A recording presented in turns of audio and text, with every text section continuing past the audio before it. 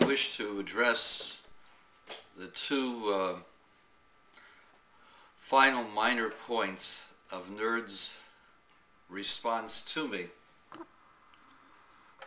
And this is that A, I have not addressed the concept of the Jewish God, and B, God, as I presented, is a complex entity, and it makes no sense to say that a complex entity existed before there was existence. I'll take them in order. The Jewish God is the universal God. The difference between the relationship that the Jewish people have had with the universal God lies in the source of their history. There was only one man who promoted the knowledge of one God, and that was Abraham. And his efforts were what brought mankind to knowing about the oneness of God. There are different theories as to who Abraham was in the ancient world and how his message got to the various corners of the world.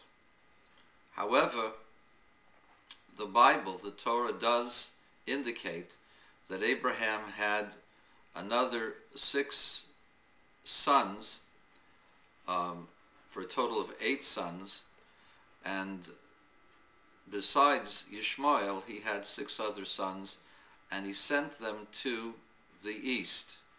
Now, where exactly is this east? So there are traditions that the Brahmins of India are actually from Abraham. Brahman and Ibrahim share the same major letters for their roots. And we know that different peoples stress different parts of the world, the word in their vernacular. And so it is not a large stretch to say that Abraham had children who traveled to the east and became influential on the thinkers of the east and got them to recognize that there is a single deity. That being said, the universal God, there is only one God, had a relationship with Abraham, and then subsequent to that with the children of Abraham, amongst which were Isaac and Jacob, who, because of their devotion, we believe, and we say we know, had a unique relationship with God, that God made them the teachers of the world. And indeed, we, Jewish people, feel that we are the teachers of the world, and that we have an obligation to teach the world about the oneness of God and the responsibility that we have for each other. But this is for another time. Let me just focus on the main point.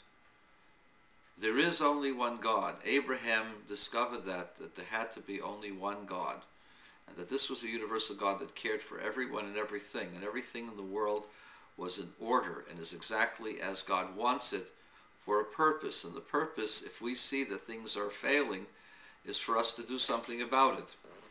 You cannot go ahead and throw your arms up and say, well, if God did this, he should do something about it. The fact that you recognize that there is something that needs to be fixed is a sign that you have the ability to fix it. Now, you're saying if you can't fix it yourself, how can you fix it? The answer is, together we can fix everything. Apart, we can fix nothing. And that's the ultimate call that we have for mankind, that God has for mankind, that mankind should unite under the knowledge that there is a universal creator who created us all, and therefore we are neither better or worse than each other. And so we have to cooperate and make this world into a better world. That should be the call of all of mankind. Of course, we have to worry about each sector by itself, that they should be functioning properly and doing what they need to do. And then once you do what you need to do, you have to look out and see what you can do to make things better for everyone.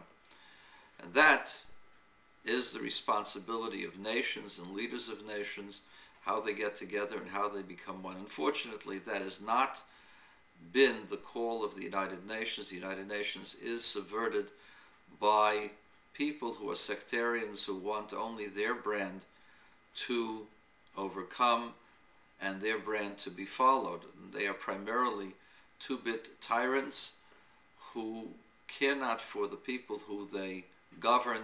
They only care about themselves, and they're supported by very, very violent clerics who only want to see their twisted ideas to overtake the entire world. So the United Nations has become a forum for third world Islamic nations to try to rule the roost and to wrest power from everyone else, where instead we should be talking about cooperation and unity.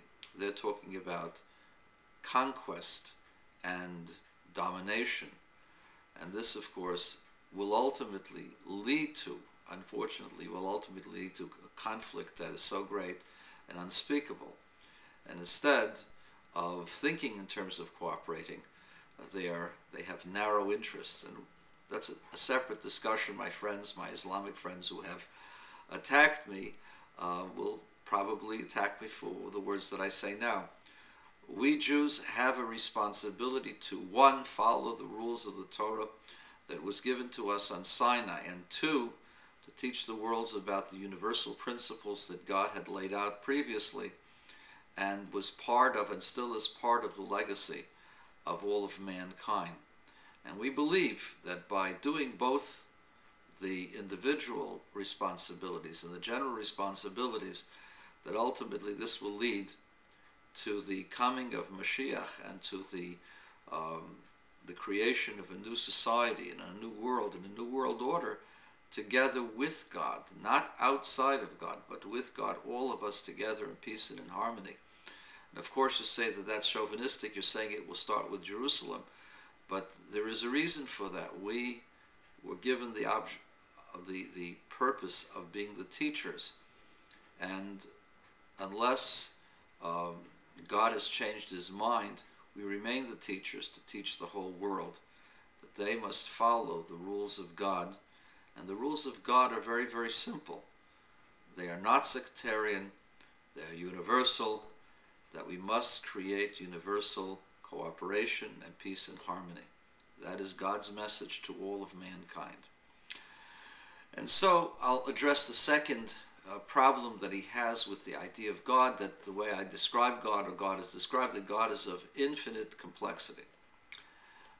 The answer to that lies in one point, that the Zohar, which is the handbook of Jewish Kabbalah and Jewish mysticism, as well as other holy books, have described God as Pashut b'tachlit hapshitut, that God is simple in the epitome of simplicity. God is singular, all-encompassing point that encompasses all possibilities, but is singular nonetheless.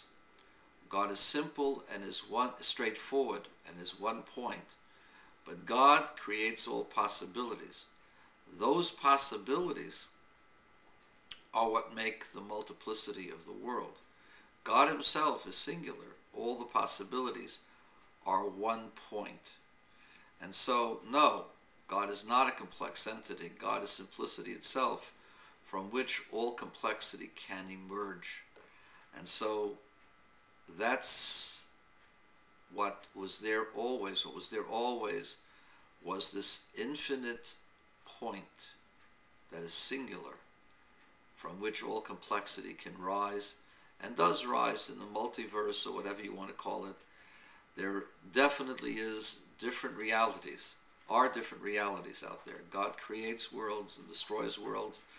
And God is not bored, and God doesn't wait until he created us, but did create us with a purpose. And the purpose is to recognize the wondrousness of God's creation, how kind and how wonderful it is, and through that to learn to cooperate and be compassionate and kind, and to reach out and to be unified with everyone out there.